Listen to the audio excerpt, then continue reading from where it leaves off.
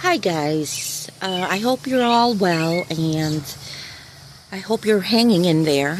But let's talk about autism and the impolite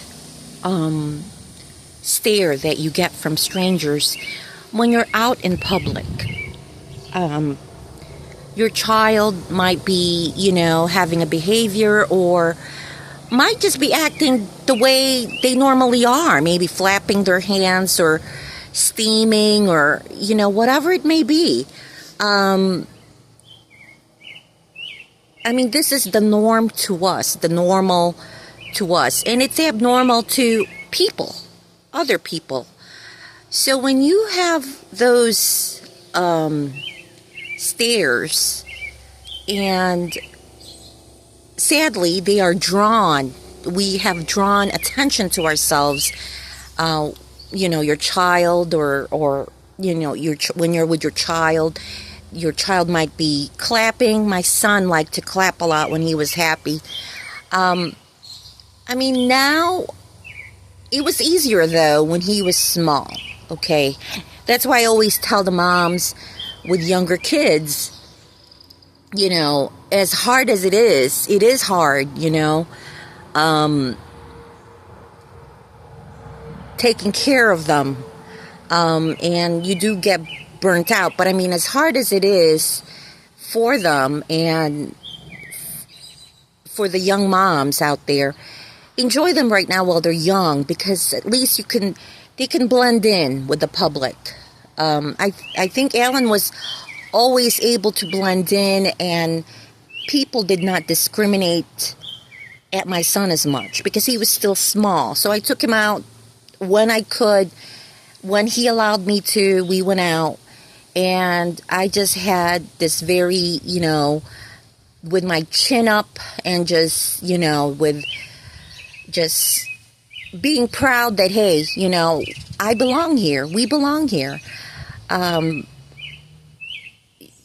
Kids with severe intellectual disability belong. Disabled people belong in the community, in public. It is our human rights. The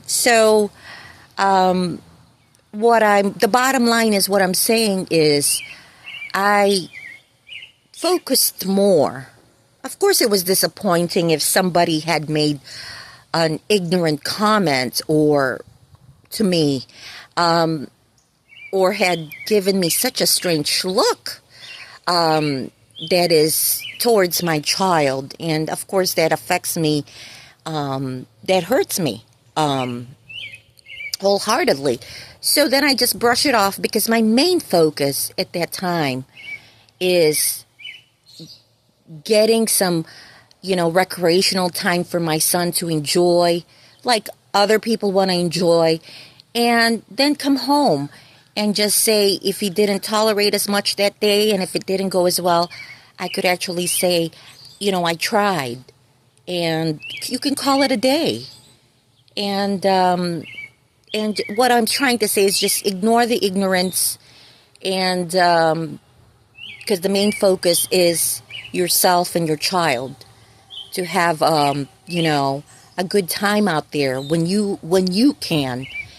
And as they get older, it's harder, because if they get older and they have a behavior, it's, and they could get aggressive. In comparison to a small child, you could just pick them up, put them back in the car, and go home. But with adults, I'm seeing that in my personal walk with autism, my journey, and others with severe autism, they have a hard time even taking their adult children out just for a little bit, because the public is not as tolerating, and also the safety issues. But the same thing, I go back to the main goal, and the main goal is to protect my son from the community, to assure my son, even when he was small, to assure my son that everything is fine, we're having a good time. Because the minute that you show that anxiety feeling, then, your child is actually leaning on you, whether it's a young child with autism or an adult. They are leaning on you, and cues and the facial expression, even if they're nonverbal, they are leaning on you for, cues and support. Just because they're nonverbal, we all know, it doesn't mean they do not sense or feel or comprehend things. So I would just say, maybe in the future we'll have more accommodations, more recreation activities, and more centers just based for the autistic children and adults. So let me cut this off now. I hope you have a good day, and I do feel what you're feeling. So God bless and have a good day.